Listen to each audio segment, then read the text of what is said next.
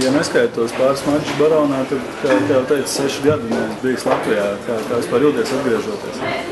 Nu, tas arī tā kā es iepriekš minēju, ka tas bija viens no priekšnosacījumiem, kad es pietrūkstās Latvijas, es esmu īstenībā liels Latvijas patriots, un man ļoti patīk Rīga, ļoti patīk Latvija, un tas ir ļoti patīkami apzināties to, ka tagad esmu ilgu laiku Latvijā, izbaudījis Latvijas ziemu, un pavasarī nākamajā vasarā, tas super. Savu uzrunu iesāku līdzīgi kā Sens Ozuliņš pagājušajā Dinamo atgriežoties, bet sākot spēlēt, ka tu neko nesoli, kādā vispār tu kondīcijā esi šobrīd.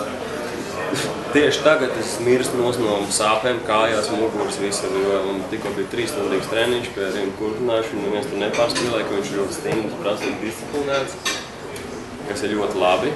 Es kā gaidu Bērziņu, gaidu Grafu Pilsonu, lai viņi pievienojās, lai viņi izbaudīs, kas ir kas.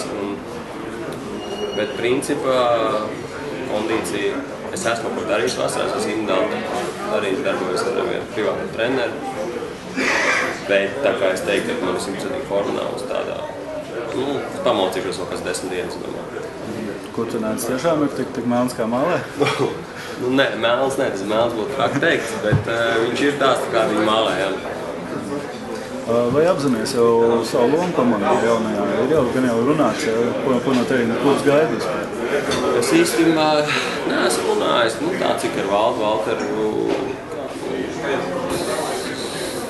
nezinu, redzēsim, kā sezona ir gara un spēļ ļoti daudz, un tā kā steidzas neko nevar solīt, un sezona laiks rādīt.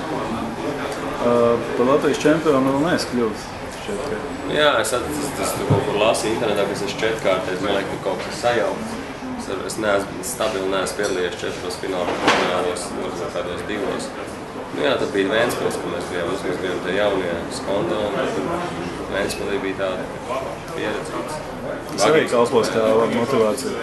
Jā, protams. Es tikai nezinu, kā būs ar to Latvijas līgu, vēl spēlēt, kā. Es tikai nezinu, es to koncepciju un neesmu tā izpētījis un nespēlēju.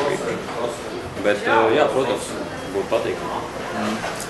Kas vilināja Rīga piedāvājumā? Tu jau teici, ka treneris atgriešanās Latvijā, bet, bija kādi no citiem Latvijas klubiem piedāvājumi? Nē, citiem Latvijas klubiem, manuprāt, tā nebija nekas absolūti. Vai Rīga bija tā kā es teicu, treneris atgriešanās Latvijā, un tas Ulepkovs, VTB līga. Es gan to VTB līga tā nezinu, vairāk tas man Ulepkovs, tas ir nopietns turnīrs. Jo es esmu tur, kur es biju pēdējos 2 gadus Venēcijā, tas bija cits līmenis, un man nesnās tas, ko es gribēju. Respektīvi, netika uz to 1. līgu augšā, mēs netikām, tur dažādas citas problēmas, šobrīd nestāstīšu, bet tad es gribēju atkal atgriezties tajā līmenī, kurā es biju spēlējis pirms tam.